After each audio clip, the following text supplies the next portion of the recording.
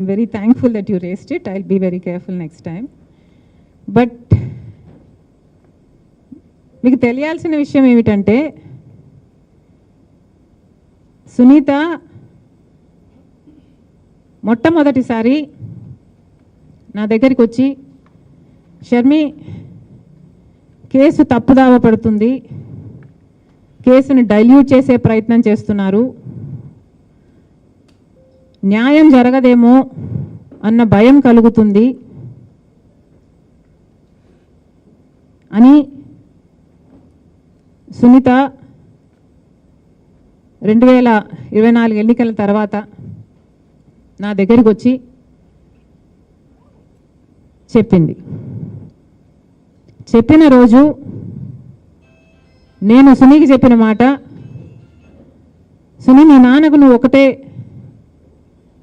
బిడ్డవి, the only child she is.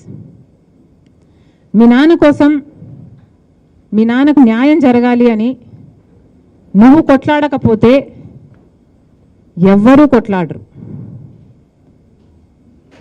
Suni మీ నాన్న కోసం, మీ నాన్నకు న్యాయం జరగడం కోసం నువ్వు కొట్లాడు, నేను నీ పక్కనే ఉంటాను అని ఆ రోజు నేను సునీతకు మాట ఇచ్చా. ఇచ్చిన మాట ప్రకారం అవతల ఎంతటి శక్తి ఉన్నా, ఎంతటి వారైనా, ఆఖరికి తోడబుట్టిన వాడు ముఖ్యమంత్రి అయినా కూడా నేను సునీత పక్కన నిలబడ్డా. సునీత న్యాయం కోసం పోరాటం చేస్తుంది కాబట్టి సునీత పక్కన నిలబడ్డా, ఆ రోజు నిలబడ్డా, ఈ రోజు వరకు కూడా ప్రతి సందర్భంలో అవసరమైనప్పుడల్లా నేను సునీతకు మద్దతు ఇస్తూనే వచ్చాను.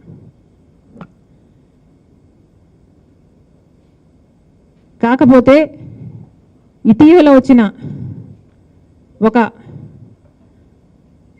అంశం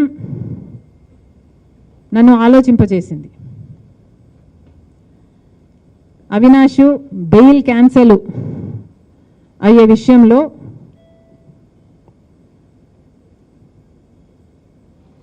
డిస్కషన్స్ జరుగుతున్న సమయంలో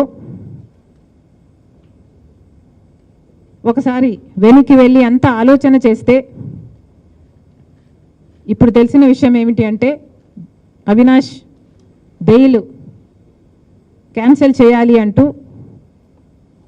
కోర్టులో